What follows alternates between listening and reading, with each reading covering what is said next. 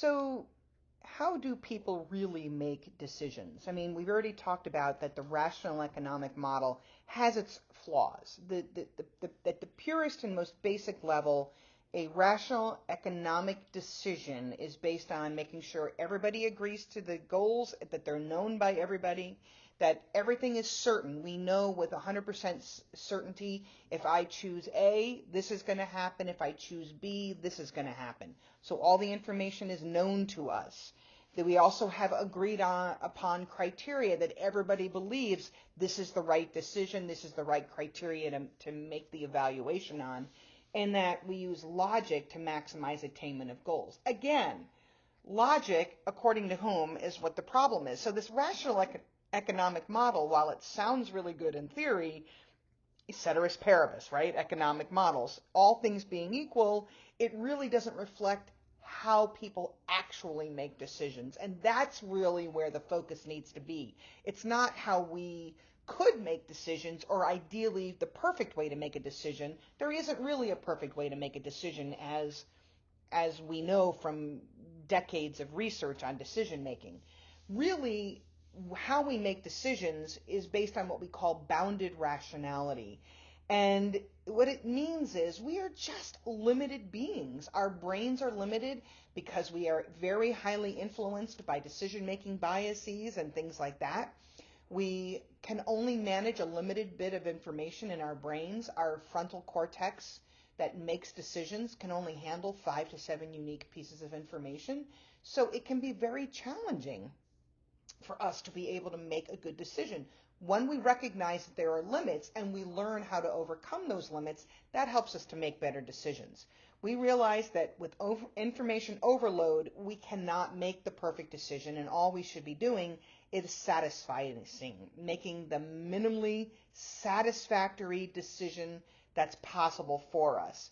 So our alternatives will not be optimal. They will be the best that we can do and the best that's available to us.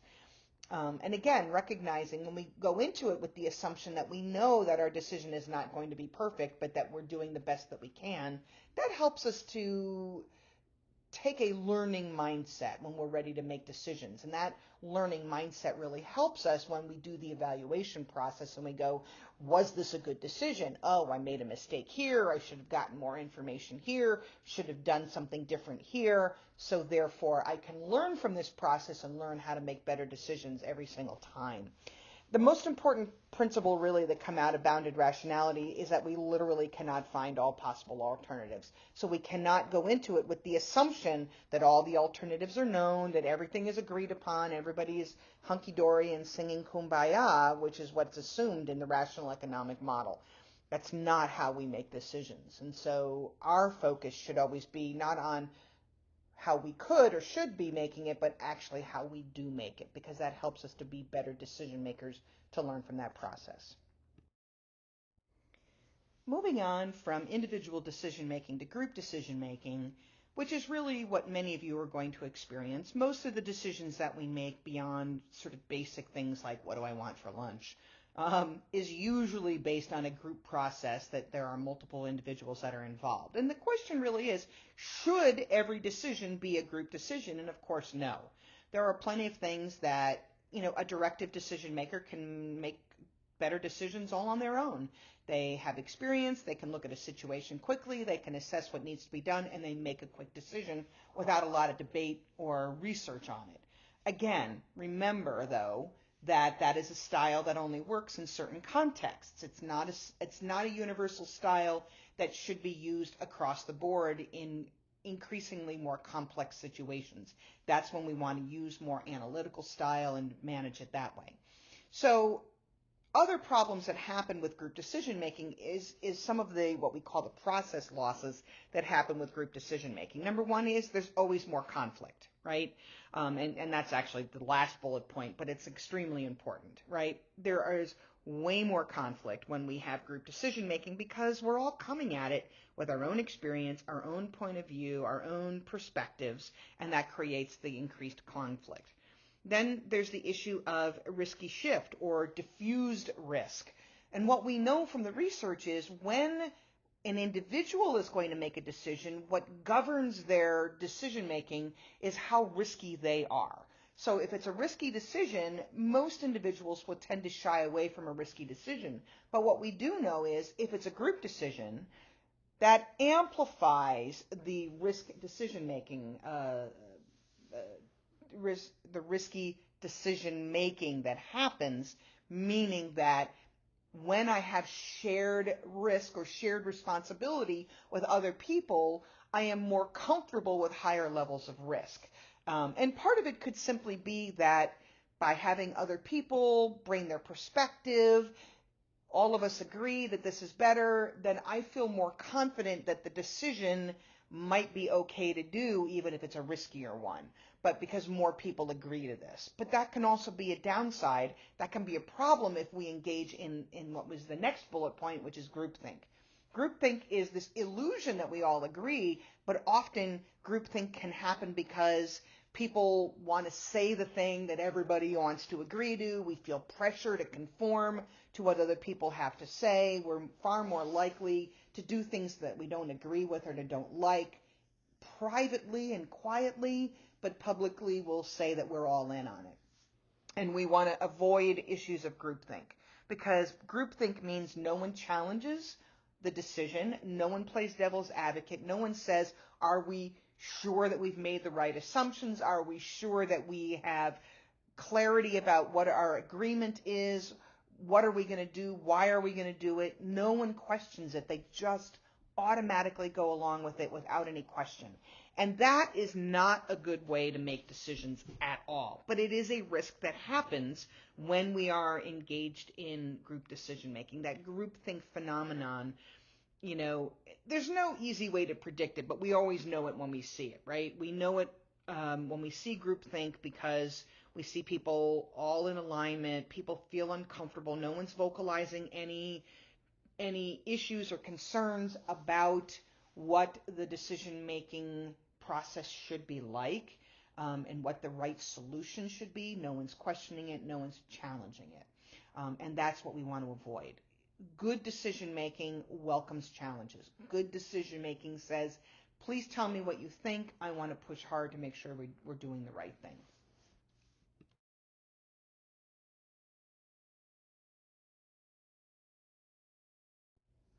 So remember I said before when we were talking about the rational decision-making model that the assumption is with that rational model is that we have all the information available to us. And this is a great listing of the different styles of different types of decision-making under risk. The least risky, most certain decision is like that rational model that we talked about before, that everything is known, we have all the alternatives in front of us, and we know the outcomes, right? And so let me give you an example of what would be a decision under certainty. Somebody asked me what I want to have for dinner, and one thing that I really would love for dinner is spaghetti and meatballs. And I know that I love spaghetti and meatballs. It's one of my favorite meals. I love to eat it. The other alternative that's being offered to me is beef stew. I don't like beef stew. Beef stew does not make me happy. I never like eating it. So all the information is known. What do I want for dinner? I know what I like. I have information in front of me. I know that if I eat the spaghetti and meatball, I'll be happy. If I eat the beef stew, I will not be happy. I know what the outcome will be, so it's easy for me to make the decision. That's a decision under certainty. I am absolutely certain I love spaghetti and I don't like beef stew. All right, so that's a simple one. And again, decisions under certainty are fine. They do happen, but they are not complex problems. Most of our decision making is not based on really simple decisions. Most business decisions are much more complex than that. So now we move up to the decision making under risk. And a decision making under risk means we understand the goals. We understand the alternatives. They're basically known to us. But what's going to happen is not always clear. And because it's subject to chance and not always clear, it's a risky decision because we don't have any certainty about what's actually going to happen at the end of the day. So it might be the decision between spaghetti and meatballs and jambalaya. And I've never had jambalaya before, so I don't know if I'd like jambalaya. So that's uncertain. And I don't know. So it might be a risky decision for me to choose jambalaya in that situation. And again, I'm probably oversimplifying this a little bit, but I hope the illustrations will help you to understand what we're trying to get at. At the next level up is really decisions under uncertainty, where we know the goal that we want to accomplish, but we're not always clear that we have good alternatives or that we understand what the outcomes are going to be. More and more business decisions are being made in the uncertain and ambiguous categories. The more programmed decisions are under certainty and under risk, but the non-programmed decisions, the things that are based on novel, unique situations, are usually based under uncertainty and ambiguity. Uncertainty meaning we understand the goals, but we're not sure what to do after that, or ambiguity, which is more everything's unclear. We have no idea. We got thrown a curveball. We don't know where the curveball came from, why it's here, where it's going, and what we should do to solve the problem. Everything is like, I have no idea. And I liken this to the experiences that we had in New York City after 9/11. I was in New York City on 9/11, and one of the things that we recognized was we didn't know what was happening. Why were these planes hitting the World Trade Center towers? I mean, it was obvious somebody was trying to hurt, but we didn't know the motivations. And so therefore, since we didn't know what the plan was, we didn't know how to respond to it. We didn't know, should we send people into the building? Should we evacuate right away? Should we clear out downtown?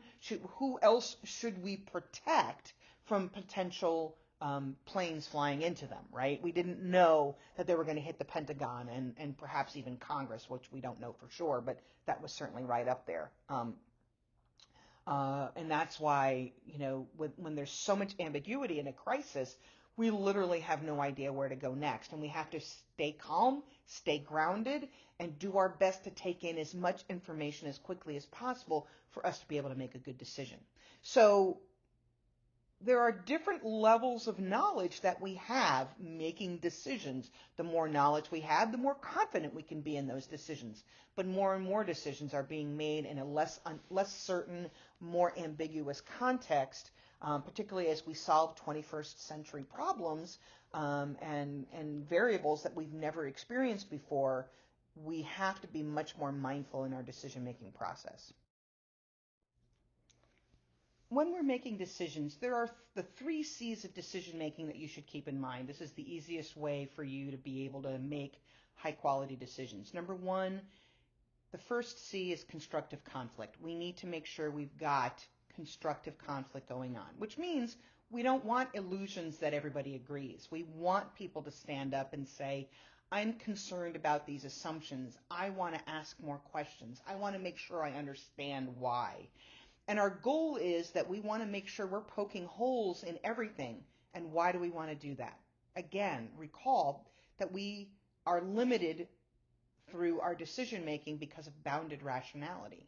And if we're not capable of understanding all the variables, the more questions that we ask, the more research that we do when we're making complex decisions, the better our decision is going to be, because we are actively looking for the holes. We're actively looking for the way to make that decision to be improved.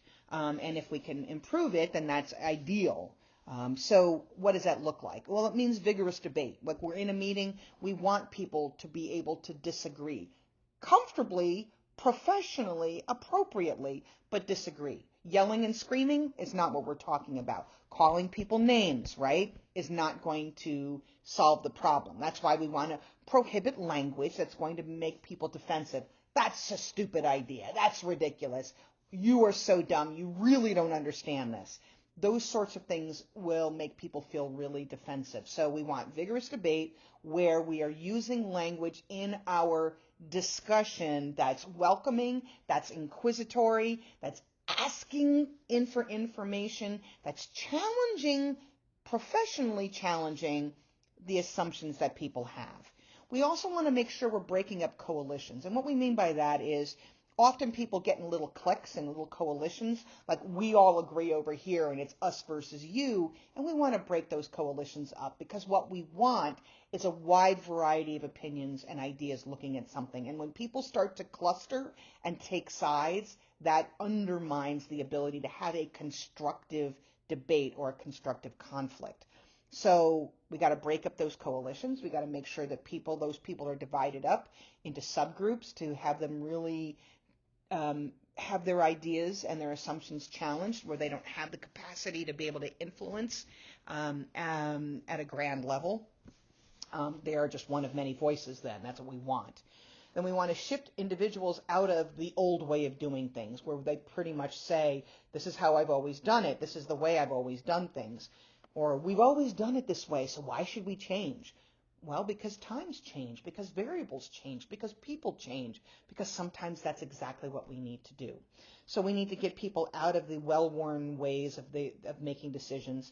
And we want to make sure that when people feel stalemated, that we are going back to the beginning, making sure everybody's clear about what we agree to, what the assumptions are, and to proceed from there. So constructive conflict is essential to make good decisions.